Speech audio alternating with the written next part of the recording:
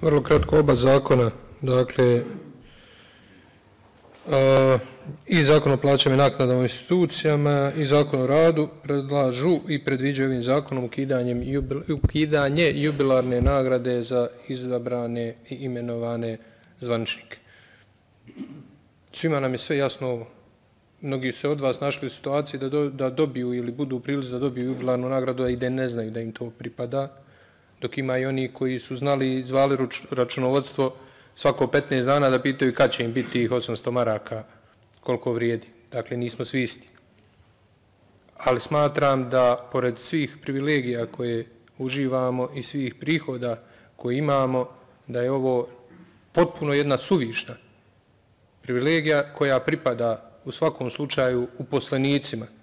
I naravno da daktilograf treba dobiti jubilarnu nagradu i naravno da svi ostali uposleni, ali po meni ta nagrada ne treba da pripada ministrima i zastupnicima. Naravno, ovdje ima drugačijih mišljenja, koje se najčešće upakuju u principe, u ljudska prava, u Ustav.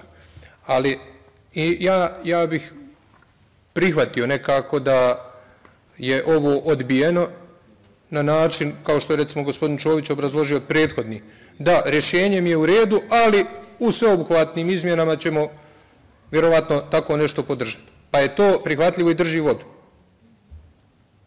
Mada ja, dakle, imam potpuno drugačije mišljenje o tom.